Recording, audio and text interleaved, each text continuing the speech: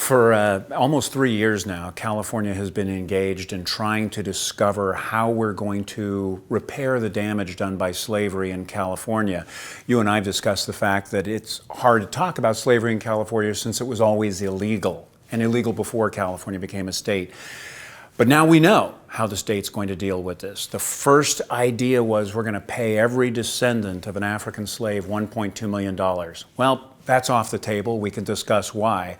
What's on the table is a baffling collection of bills that claim to be reparative. That is, they claim to mitigate the damage done by slavery in California.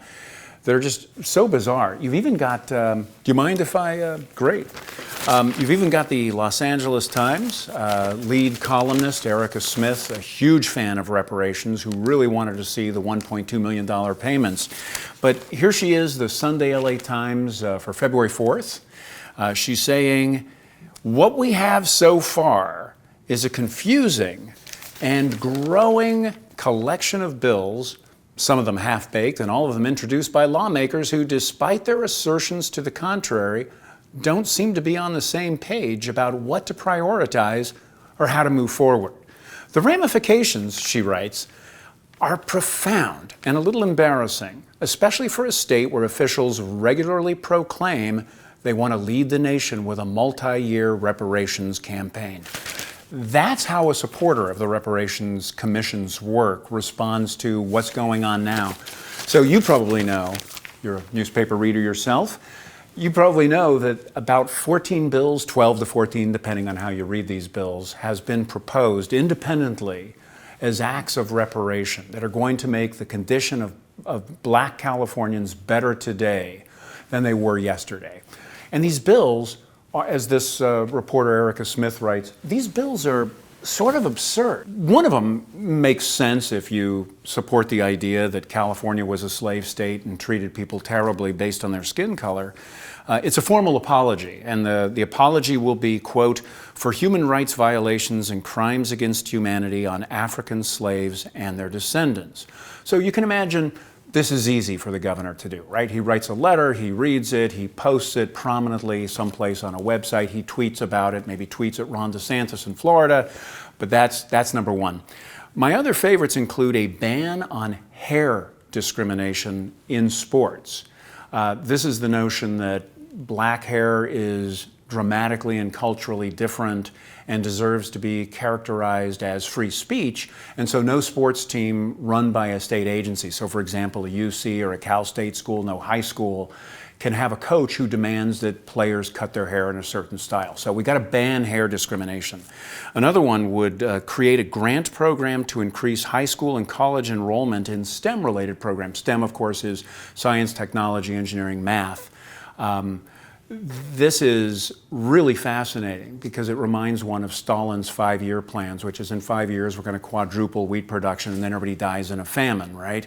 So this is the government that has run public education since 1850, having failed to do so, and particularly with black kids, now saying we've got a bill that's going to address all that. It's going to make black kids brilliant in these areas where so far they have utterly failed. And they have been failed by our public education system. We can come back to that. A state-funded grant program to decrease community violence in black neighborhoods. Well, the problem for the Democrats is that on the one hand, they want to defund the police. When you defund police or limit what police and prosecutors can do in the black community, violence against black people increases dramatically. So my question for the folks who back this bill is, one part of reparations says we must defund the police. The other part says we've got to make our black neighborhoods safer. It is absolutely unclear at this point how the Democrats in the state legislature, because they control the state legislature, how they will rectify these two contrary impulses. Reasonable people can disagree on, which one is right, but the reasonable people in the state legislature now will have to figure out, is this going to make police violence against black people more likely, or are they going to say, you know what, we tried that experiment, now we're going to go back to more heavy policing. Another one would require advanced notification about store closures in underserved and at-risk communities. So you have likely followed, as most Californians have, the closure of stores in really crime-ridden neighborhoods. These stores have said, Walgreens, Target, and others have said, we're closing, most prominently in places like San Francisco, where the crime is so severe that the employees in the store, the customers, the community are at risk from real violence. So the stores are leaving. This new bill would say, well, that's clearly a racist act if you're closing it in a marginal neighborhood. So we're going to create hurdles to the closure of your own business. So we can't make you open or stop you from opening, or we can. Now it's the government stepping in at every stage of a business cycle, including your decision that you just simply can no longer stay in business. They're going to force you, apparently, to stay in business. So we could go on, but the fact is in place of a $1.2 million payment, which is what the commission said was essential to its work, is now off the table. And this is baffling to people who supported the reparations program. And they're supposed to be happy now with this kind of, other government cheese, if you will, of marginal reform and, hair discrimination or prohibiting stores from closing in crime-ridden neighborhoods.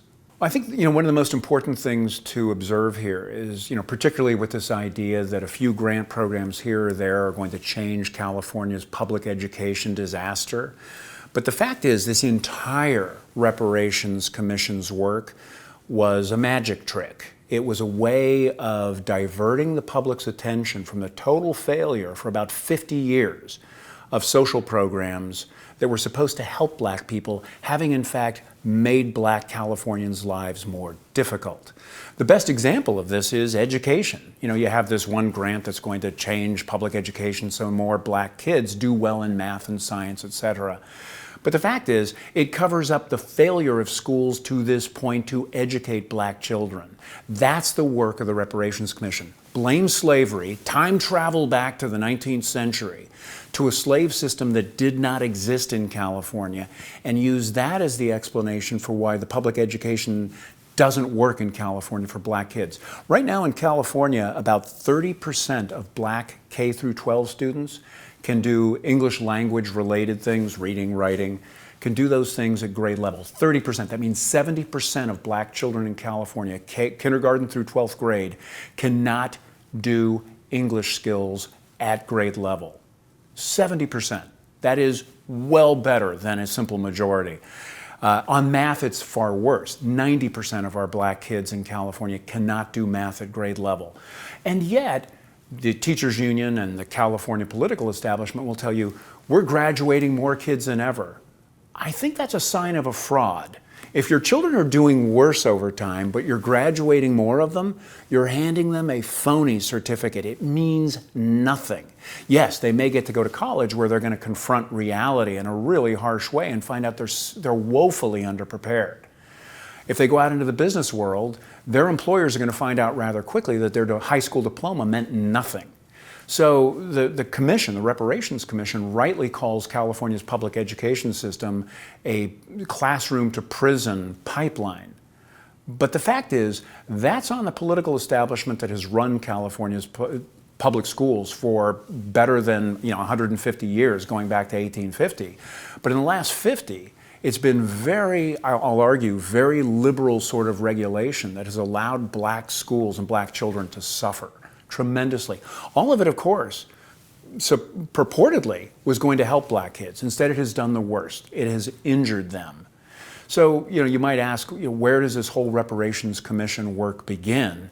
It begins with the notion that in order to explain black inequality in California, whether it's lower incomes or lower school performance, lower property ownership, poor family formation.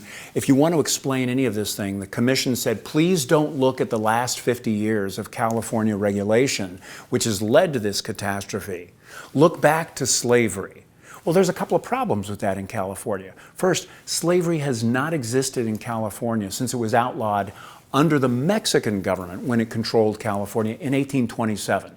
Slavery, I want to repeat this, slavery was outright banned in California by the Mexican government in 1827. That's 23 years before California becomes a state. When California becomes a state in 1850, it does so as a free state. I won't get into the whole politics of the coming Civil War, but the fact is California enters as a free state. Slavery was not allowed under the American flag either, in other words. So what happened in 1850? We have wealthy black individuals in California. We have public officials who are finding evidence that slavery exists in some places in California. Let's remember, California was a big geographical place in 1850, but there were just about 300,000 at statehood, 350,000. 10 years later, when the Civil War starts, there's about 850 or so thousand people here. It is a sparsely populated, huge geographic area. And so on some occasions, we find that public officials found incidents of slavery where black Californians were being held against their will in bondage. My favorite story involves a woman named Biddy Mason. She was a black midwife who was brought illegally into California as a slave and then kept enslaved until word got out to the LA County Sheriff, who governed the area we now call San Bernardino down here in Southern California. And the sheriff of LA County rode out with a mixed race posse, and I think this is really fascinating. Native Americans, Californios who were Californians of Hispanic descent, white merchants, they all got on their horses and they rode like hell over the mountains to get into what's now San Bernardino County. They found these men and women, these black Californians, being held against their will by a Texas farmer who had immigrated into the area. Very quickly, the Texas farmer tried to explain, no, there's nothing wrong here. These are my family and my friends. They got the African Americans aside and they said, so your family and friends? And they like blinked, Morse code basically, and said, get us out of here. So they brought the whole group back, the sheriff did, to downtown LA, where a judge told the farmer basically, you have, till sundown to get the hell out of California. The black Californians, the African Americans who were freed, were liberated to go on to amazing lives. So Biddy Mason, the woman I mentioned who comes into California with that Texas farmer, she goes on to become one of the wealthiest landowners in LA County by 1865. So within a few years of her liberation, she is one of the largest property owners. She's a philanthropist. She creates a series of philanthropies and hospitals, free medical care, open to anybody, mind you, not just there for black people, anybody. She sets up a food pantry. She buys a store and sets it up as a food pantry where the idea is you pay what you can. This is a really remarkable woman, and it puts the lie to the idea that California was somehow so systemically racist that black people had no chance here. I could go on with stories like this. The fact that when the Civil War breaks out, it's California volunteers who confront Confederate soldiers coming into the Southwest. These Californians march from California, from Los Angeles. They march across the California desert, across Arizona, and they confront Confederate soldiers out there, and they beat them so horrifically that the Texans jump back into Texas, and they never return to the Southwest again. That keeps California safe in the Union and free. And it was absolutely imperative to the Civil War effort, because imagine if the slave South had been able to get California with its magnificent gold supplies, its magnificent ports. Their ambition, by the way, these slave owners, these Confederate armies, their ambition was to control California so they could control Asia. They could control China, South Asia, Australia, all the way down to South America. That was their goal. 17,000 Californians fought on the Union side. 200, the Reparations Commission reports, 200 fought for the Confederates. So let's put those numbers again into perspective. The Commission focuses on 200 Californians who joined the Confederacy, who fought for the Confederacy.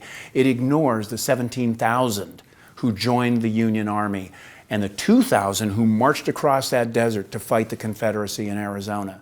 So the entire Reparations Commission report is hogwash. It's junk. It eliminates black agency. It eliminates the extent to which white and black and Latino and Asian Californians worked together as early as 1850 to fight slavery and to keep California free and prosperous. That report would, if you wrote the report accurately, that would destroy the Commission's entire reason for existence. They cannot acknowledge the truth. And the truth is 50 years of California state regulation intended to help Black Californians has instead made their lives materially, spiritually, and psychologically worse. If you haven't checked out CaliforniaInsider.com, we highly recommend you do that now, because we're going to have a lot of news and videos there. And on top of what we have there right now, we are building a really big platform to cover what's happening in California, so you can be informed. We're going to have more shows, more videos from all aspects of life in California. Go to CaliforniaInsider.com and we'll see you there.